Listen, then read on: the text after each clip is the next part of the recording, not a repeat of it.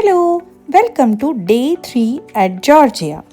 പതിവ് പോലെ നമ്മുടെ ഇന്നത്തെ ഡേയും സ്റ്റാർട്ട് ചെയ്യുന്നത് കിച്ചണിൽ നിന്നാണ് കേട്ടോ. ഈ റൗണ്ട് ടേബിൾ കോൺഫറൻസ് ഇന്നത്തെ ഡേ എങ്ങനെ സ്പെൻഡ് ചെയ്യണമെന്നായിരുന്നു കേട്ടോ ഡിസ്കഷൻ. അങ്ങനെ ഞങ്ങളുടെ ഡിസ്കഷനൊക്കെ കഴിഞ്ഞപ്പോഴേക്കും കുട്ടികൾ അവരുടെ ടി വി കാണുന്നതിൽ ബിസി ആയിരുന്നു.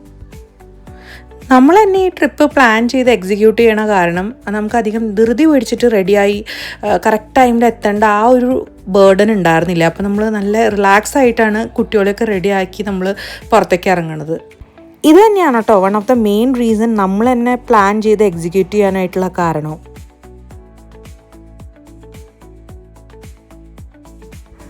അങ്ങനെ കുട്ടികളെ റെഡിയാക്കി നമ്മളും റെഡിയായിട്ട് താഴേക്ക് ഇറങ്ങിട്ടോ. കഴിഞ്ഞ വീഡിയോയിൽ പറഞ്ഞ പോലെ ആദ്യം നമ്മളൊരു ക്യാബ് റെൻറ്റിനെടുക്കാനായിരുന്നു പ്ലാൻ. പക്ഷേ ഇവിടെ പാർക്കിംഗ് ഇഷ്യൂസൊക്കെ ഉള്ള കാരണം നമ്മൾ ബോൾട്ട് ബുക്ക് ചെയ്തിട്ടാണ് കേട്ടോ പോയത്. ഒറ്റ ക്യാബിൽ പോകാൻ പറ്റാത്ത കാരണം നമ്മൾ 2 ക്യാബ് എടുത്തിട്ടാണ് ഇവിടെ എത്തിയത്. നമ്മൾ വന്ന ക്യാബ് ഡ്രൈവർ നല്ല സ്വീറ്റായിരുന്നു കേട്ടോ. നമ്മൾ ഇന്ത്യയിൽ നിന്നാണെന്നൊക്കെ പറഞ്ഞപ്പോൾ ആൾ ഭയങ്കര സന്തോഷത്തിലായിരുന്നു. കാരണം ആളൊരു 4 ഇയേഴ്സോളം ഇന്ത്യയിലുണ്ടായിരുന്നു, ആൾ ഗോവയിലായിരുന്നു എന്ന് പറഞ്ഞു. അങ്ങനെ നമ്മളോട് കുറേ സംസാരിച്ചു, ഇവിടുത്തെ നല്ല ഡിഷസിനെ പറ്റിയിട്ടൊക്കെ പറഞ്ഞു, ഇത് ട്രൈ ചെയ്യണം എന്നൊക്കെ പറഞ്ഞു. നമുക്കും നല്ല സന്തോഷമായി. കാരണം തിബ്ലീസിൽ വന്നിട്ട് ആദ്യമായിട്ടാണ് ഒരാൾ നല്ല രീതിയിൽ പെരുമാറി കണ്ടത്. അപ്പോൾ നമ്മൾ ഇന്ന് ആദ്യം വന്നിരിക്കുന്നത് ടാറ്റ്സ്മിൻഡ പാർക്ക് കാണാനാണ് കേട്ടോ. ഈ പാർക്ക് സിറ്റുവേറ്റ് ചെയ്തിരിക്കുന്നത് ഒരു 770 മീറ്റർ ഹൈറ്റിലാണ്. ഇതൊരു ഹയസ്റ്റ് പോയിന്റ് ആണ് തിബ്ലീസിയിലെ. ഈ പാർക്കിൻ്റെ ഓപ്പണിംഗ് ടൈം വന്നിട്ട് Monday to Friday 12 PM and Saturday and Sunday 11 AM ആണ് കേട്ടോ. അപ്പോൾ നമ്മൾ ഈ പാർക്കിലോട്ട് പോണത് ഫ്യൂണിക്കുലാറിലാണ് കേട്ടോ. I hope I am pronouncing it correct. അത് ബേസിക്കലി ഒരു റോപ്പ് വേ റെയിലാണ്. നമ്മളവിടെ ഇത് ഓപ്പണിംഗ് ടൈം ആയപ്പോഴേക്കും തന്നെ എത്തി കേട്ടോ. അത് കാരണം തന്നെ റഷ് നല്ല കുറവായിരുന്നു. കുട്ടികളും നമ്മളൊക്കെ ഭയങ്കര എക്സൈറ്റഡ് ആയിരുന്നു കയറാൻ വേണ്ടിയിട്ട്. അപ്പോൾ അത് മേളിൽ നിന്ന് വരുന്നുണ്ടായിരുന്നുള്ളൂ.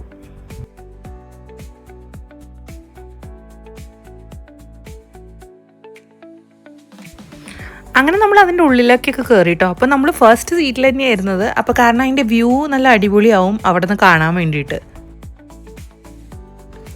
അങ്ങനെ നമ്മൾ ഗേൾസൊക്കെ ഫസ്റ്റ് സീറ്റിൽ തന്നെ സീറ്റ് ഉറപ്പിച്ചു കേട്ടോ. അത്യാവശ്യം പുറത്ത് നല്ല തണുപ്പ് ഉള്ളതുകൊണ്ട് തന്നെ സീറ്റുമൊക്കെ ഹീറ്റിംഗ് ഉണ്ടായിരുന്നു. ഇത് മുകളിലോട്ട് പോയി തുടങ്ങുമ്പോഴാണ് കേട്ടോ റിയൽ മാജിക്. അതിൻ്റെ ബ്യൂട്ടി ശരിക്കും കാണാൻ പറ്റും. ആ 2 സൈഡിലുള്ള മരങ്ങളുടെ ഇടയിൽ കൂടെ ഇങ്ങനെ പോകുമ്പോൾ ഒരു പ്രത്യേക ഭംഗിയാണ് കാണാനായിട്ട്. ഉയരം കൂടുന്തോറും ചായക്ക് സ്വാദ് കൂടുന്നു പറഞ്ഞ പോലെ ഉയരം കൂടുന്തോറും ഇതിൻ്റെ ഭംഗി കൂടിക്കൊണ്ടിരിക്കുകയായിരുന്നു കേട്ടോ. പക്ഷേ ഹൈറ്റ് പേടിയുള്ളവർക്ക് എത്രത്തോളം ഇത് എൻജോയ് ചെയ്യാൻ പറ്റുമെന്ന് അറിയില്ല കേട്ടോ. പക്ഷേ എനിക്കിത് നല്ലൊരു അനുഭവമായിരുന്നു.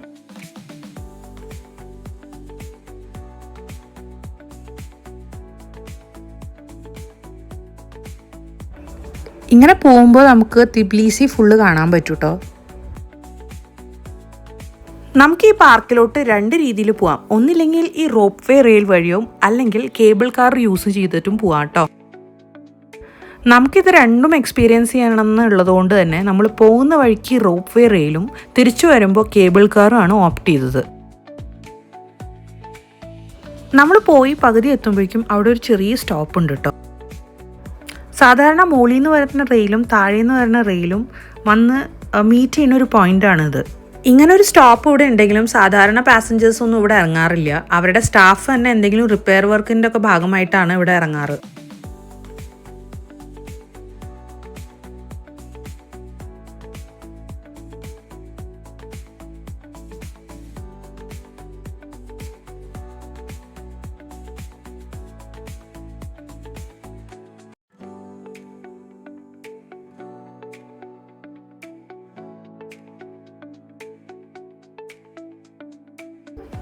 ഈ റൈഡ് അത്യാവശ്യം ഒരു 10 മിനിറ്റ്സിൻ്റെ റൈഡാണ് കേട്ടോ. അപ്പോൾ നമ്മുടെ 10 മിനിറ്റ്സിൻ്റെ റൈഡ് കഴിഞ്ഞ് ലാസ്റ്റ് നമ്മുടെ ഡെസ്റ്റിനേഷനിൽ നമ്മൾ എത്തി.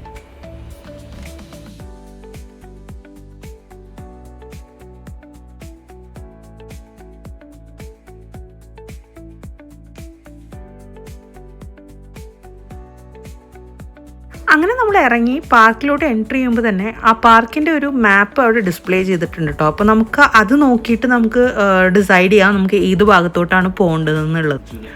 നമ്മളവിടെ എത്തിയപ്പോൾ അന്ന് അവിടെ എന്തോ വലിയ പ്രോഗ്രാംസ് ഒക്കെ നടക്കുന്നുണ്ടായിരുന്നു. സ്കൂൾ കുട്ടികളുടെ കോമ്പറ്റീഷൻസ് ആയിരുന്നു.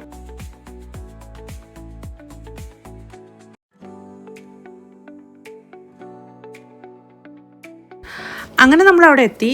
നല്ല ഫോട്ടോസൊക്കെ എടുക്കാൻ പറ്റിയ സ്പോട്ടായിരുന്നു കേട്ടോ. അങ്ങനെ നമ്മൾ കുറച്ച് ഫോട്ടോസൊക്കെ എടുത്ത് അങ്ങനെ അവിടെ നടന്ന് പിന്നെ നമ്മൾ കുറച്ച് സ്നാക്സൊക്കെ കഴിച്ചു.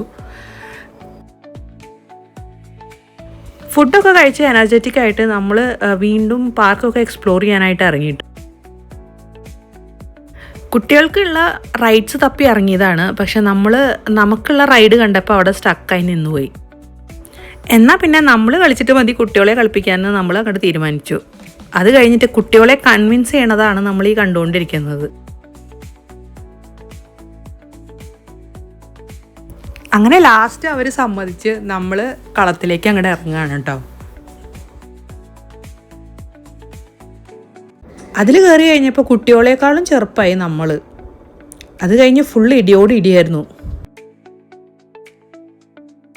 അങ്ങനെ വലിയവരുടെ ഗെയിംസൊക്കെ കളിച്ച് കഴിഞ്ഞ് നമ്മൾ നെക്സ്റ്റ് കിഡ്സ് ഏരിയയിലോട്ടാണ് നടക്കുന്നത്. ആ പോകുന്ന വഴിയിലൊക്കെ നല്ല രസമാണ് കാണാൻ. ഫോട്ടോസൊക്കെ എടുക്കാൻ പറ്റിയ സ്പോട്ടായിരുന്നു. നമ്മൾ കുറേ ഫോട്ടോസൊക്കെ എടുത്തു കേട്ടോ അവിടെ നിന്ന്. അങ്ങനെ നമ്മൾ കിഡ്സ് ഏരിയയിലോട്ട് എത്തി. അവരെ 2-3 റൈഡ്സിലൊക്കെ കയറ്റി അവരുടെ കളികളൊക്കെ കഴിഞ്ഞ് കഴിഞ്ഞിട്ട് നമ്മൾ വീണ്ടും പതുക്കെ പുറത്തേക്ക് നടന്നു.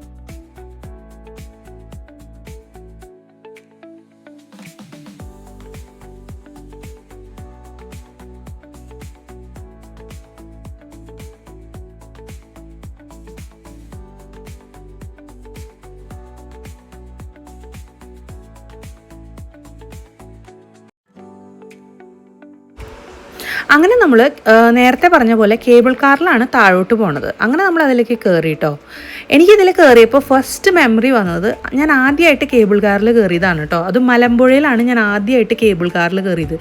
ആ മെമ്മറീസാണ് പെട്ടെന്ന് എനിക്ക് ഫ്ലാഷ് ആയത്.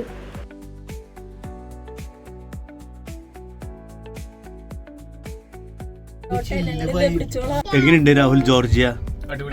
അടിപൊളിയാണ്. ഗീതു എന്താണ് പിണങ്ങിയിരിക്കണേ? ജോർജിയ എങ്ങനെയുണ്ട്? ആസ്വദിക്കാണ് അല്ലേ? മോളെ നിധികുട്ടി എങ്ങനെയുണ്ട്? ജോർജിയ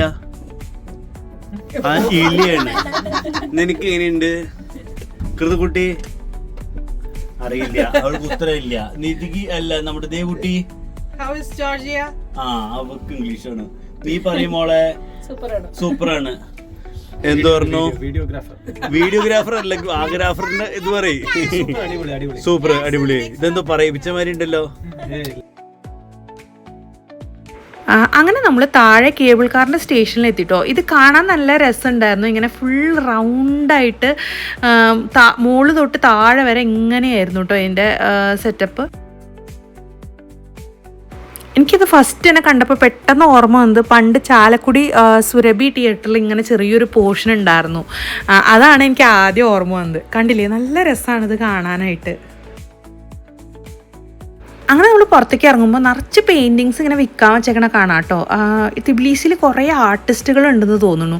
കാരണം അത്രയ്ക്കധികം പെയിൻറ്റിങ്സാണ് അവർ വിൽക്കാൻ വെച്ചേക്കുന്നത്. അങ്ങനെ നമ്മൾ നമ്മുടെ നെക്സ്റ്റ് ഡെസ്റ്റിനേഷനിലോട്ട് പോവാണ് കേട്ടോ.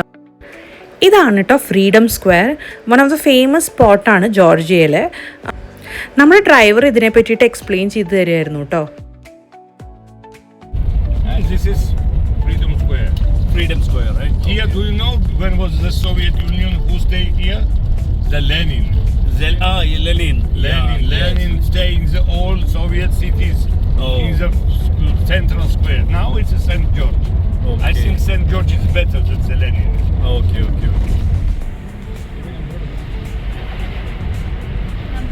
Architecture.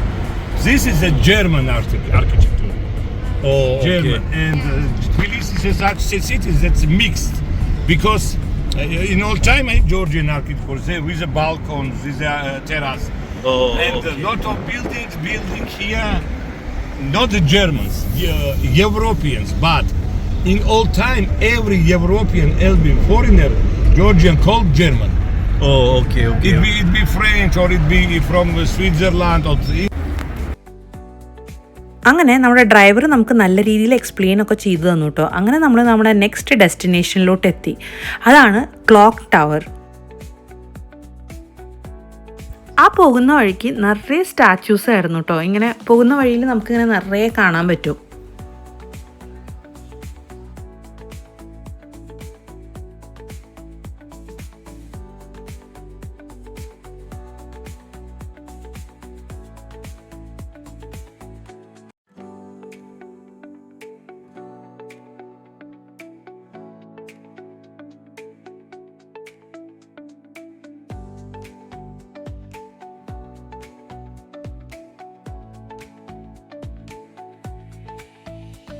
ഇതാണ് നമ്മൾ കാണാൻ വന്ന ക്ലോക്ക് ടവർ.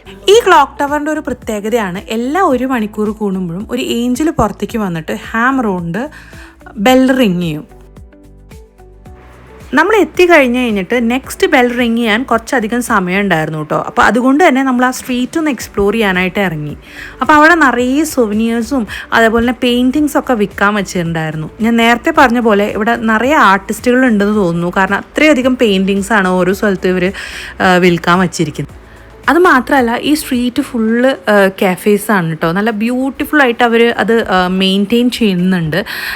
ഓൾഡ് ആർക്കിടെക്ചറാണ് നമുക്ക് ഇവിടെ കാണാൻ പറ്റുക. നല്ല രീതിയിൽ ഫോട്ടോസൊക്കെ എടുക്കാൻ പറ്റിയൊരു സ്പോട്ടാണ് കേട്ടോ ഇത്.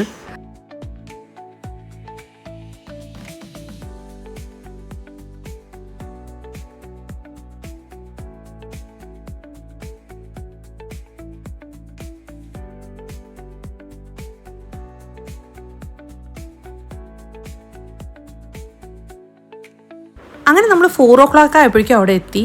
കറക്റ്റ് ടൈമിൽ തന്നെ നമുക്ക് ഏഞ്ചൽ വന്ന് ബെൽ റിങ് ചെയ്യണതൊക്കെ കണ്ടു കേട്ടോ. അങ്ങനെ നമ്മൾ അതൊക്കെ കണ്ടു കഴിഞ്ഞിട്ട് നമ്മൾ പതുക്കെ അവിടെ നിന്ന് വൈൻഡപ്പ് ചെയ്തു.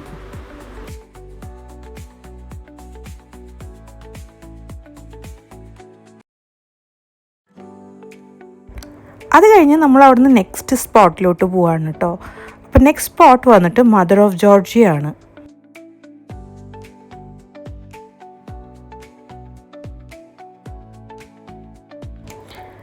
അപ്പോൾ ആ സ്പോട്ടിലേക്ക് പോകണമെങ്കിലും നമ്മൾ കേബിൾ കാർ വഴിയാണ് പോവുക. അപ്പോൾ നമ്മൾ നമ്മുടെ ടേൺ വരാൻ വേണ്ടി വെയിറ്റ് ചെയ്തിട്ട് പിന്നെ കേബിൾ കാറിൽ കയറി പോവാണ്.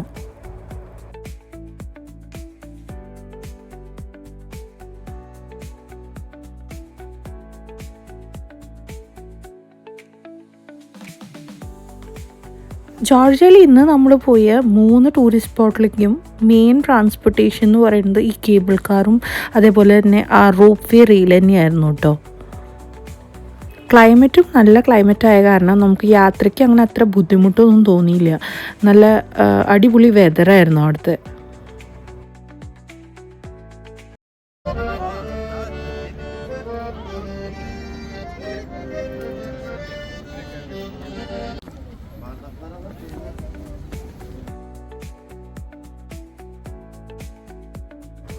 അങ്ങനെ നമ്മൾ ഡെസ്റ്റിനേഷൻ എത്തിയിട്ടോ. അപ്പോൾ എത്തുമ്പോൾ തന്നെ നമ്മൾ കണ്ട കാഴ്ച അവിടെ ഒരാൾ ഒരു ഇൻസ്ട്രുമെൻ്റ് വായിക്കുന്നതാണ് നമ്മൾ കണ്ടത്. നേരത്തെ ക്ലിപ്പിൽ കണ്ട മാതിരി നമ്മൾ കുറേ നേരം ആ ഇൻസ്ട്രുമെൻ്റ് വായിക്കുന്നത് കേട്ട് അങ്ങനെ നിൽക്കുമായിരുന്നു കേട്ടോ. നല്ല രസമുണ്ടായിരുന്നു. കുറേ സോങ്സ് ആൾ പാടി, അതേപോലെ തന്നെ ഹിന്ദി സോങ്ങും ആളുടെ പാടി കേട്ടു.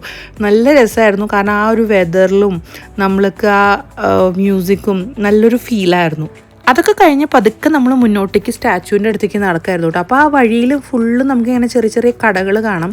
സുവനിയേഴ്സും അതേപോലെ തന്നെ ഈറ്റബിൾസൊക്കെ നിറയെ കടകളുണ്ട്.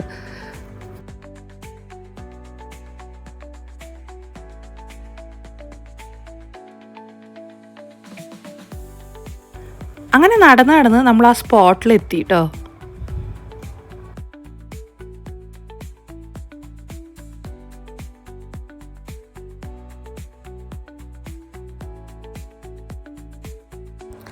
നമ്മളവിടെ എത്തിയപ്പോഴേക്കും വൈകുന്നേരമായിട്ടോ. അപ്പോൾ കുറച്ച് റഷ് കുറവായിരുന്നു നമ്മൾ പോയ സമയത്ത്. അവിടെ ചുറ്റും കാണാൻ നല്ല രസമായി. എത്രത്തോളം ഈ ക്യാമറയിൽ ആ ഭംഗി കാണുന്നുണ്ടെന്ന് അറിയില്ല, പക്ഷെ നമ്മൾ അവിടെ നിന്ന് നേരിട്ട് കാണുമ്പോൾ നല്ല ഭംഗിയാണ്. സ്പെഷ്യലി ആ സൺസെറ്റും അതേപോലെ തന്നെ ആ ഓട്ടം സീസണിൻ്റെ ഒരു പ്രത്യേകത കാരണം ഇലയുടെ കളറൊക്കെ ചേഞ്ചായി നിൽക്കുന്നത് കാണുമ്പോൾ നല്ല രസമായിരുന്നു. നമ്മളവിടെ പോയി കഴിഞ്ഞ് കഴിയുമ്പോൾ ഒരുവിധമുള്ള എല്ലാ ടൂറിസ്റ്റ് സ്പോട്ടിലും നമുക്ക് ഈ ഡ്രോൺ ഷോട്ട് എടുക്കാനുള്ള ആൾക്കാരെ കാണാൻ പറ്റും കേട്ടോ. അപ്പോൾ നമുക്ക് താല്പര്യം ഉണ്ടെങ്കിൽ നമുക്ക് അങ്ങനെ ഒരു വീഡിയോ ഒക്കെ എടുക്കാം. നമ്മളെന്തായാലും അവിടെ പോകുന്നതല്ലേ, ലൈക്ക് അപ്പോൾ ഒരു മെമ്മറി എന്നുള്ള രീതിയിൽ നമ്മളും ഒരു ഡ്രോൺ ഷോട്ട് വീഡിയോ എടുത്തിരുന്നു. അവർ പല റേറ്റും പറയും, പക്ഷെ നമുക്ക് ബാർഗെയിൻ ചെയ്യാം. അപ്പോൾ ഞങ്ങൾ അങ്ങനെ ബാർഗെയിൻ ചെയ്ത് കുറച്ച് റേറ്റ് കുറച്ചിട്ട് നമ്മളൊരു വീഡിയോ ഷൂട്ട് ചെയ്തിട്ടുണ്ട്. കാണാൻ താല്പര്യമുള്ളവർക്ക് നമ്മുടെ പേജിൽ ജസ്റ്റ് ഒന്ന് നോക്കി കഴിഞ്ഞാൽ കാണാൻ പറ്റും. അങ്ങനെ നമ്മൾ താഴെ ഇറങ്ങുമ്പോൾ തന്നെ നല്ല ഭംഗിയാണ് അവിടെ കാണാനായിട്ട്. ഞാൻ മുൻപത്തെ വീഡിയോയിൽ പറഞ്ഞ പോലെ തന്നെ രാത്രി വ്യൂ ആണ് ജോർജിയയിലെ ബ്യൂട്ടിഫുൾ. എനിക്ക് ഭയങ്കര ഇഷ്ടമാണ് അവിടുത്തെ രാത്രി ഇങ്ങനെ നമുക്ക് വാക്ക് ചെയ്യാനൊക്കെ പോകുമ്പോൾ നല്ലൊരു രസമാണ് ആ ലൈറ്റിങ്ങും ഒക്കെ കാണാനായിട്ട്. അങ്ങനെ നമ്മൾ അവിടുത്തെ പരിപാടികളൊക്കെ കഴിഞ്ഞ് ക്യാബ് വിളിച്ച് നമ്മൾ റൂമിൻ്റെ അടുത്തേക്ക് വന്നു കേട്ടോ. അപ്പോൾ റൂമിലേക്ക് പോണേക്കാളും മുമ്പ് നമ്മൾ ഡിന്നർ കഴിച്ചിട്ട് പോകാമെന്ന് വിചാരിച്ചു. അങ്ങനെ അവിടുത്തെ കുറേ ഡിഷസൊക്കെ ഓർഡർ ചെയ്തു. ഇന്നും കുറച്ച് ജോർജിയൻ ഡിഷസാണ് നമ്മൾ ട്രൈ ചെയ്തത്. മുമ്പ് ട്രൈ ചെയ്ത പോലെ തന്നെ കിങ് ഖാലി, അതേപോലെ തന്നെ സിഗ്നേച്ചർ കച്ചാപ്പുരി വിത്ത് പഫ് പേസ്ട്രി, അതേപോലെ തന്നെ എഗ് പ്ലാന്റ് വിത്ത് വാൾനട്ട്, അതെനിക്ക് ഇഷ്ടമായി. വേറെ ഒരു പ്രത്യേക ടേസ്റ്റ് ആയിരുന്നു. പിന്നെ മാർഗരീറ്റ പിസ്സ, അതേപോലെ തന്നെ ചിക്കൻ ബാർബിക്യൂ, ഇത്രയും ഡിഷസാണ് നമ്മൾ ഓർഡർ ചെയ്തത്. അപ്പോൾ നമ്മൾ ഫുഡൊക്കെ കഴിച്ച് വയറ് നിറഞ്ഞ് പിന്നെ നമ്മൾ റൂമിലേക്ക് പോയിട്ടോ. അപ്പോൾ ഇന്നത്തെ ദിവസം അത്രയേ ഉള്ളൂ. അപ്പോൾ ബൈ.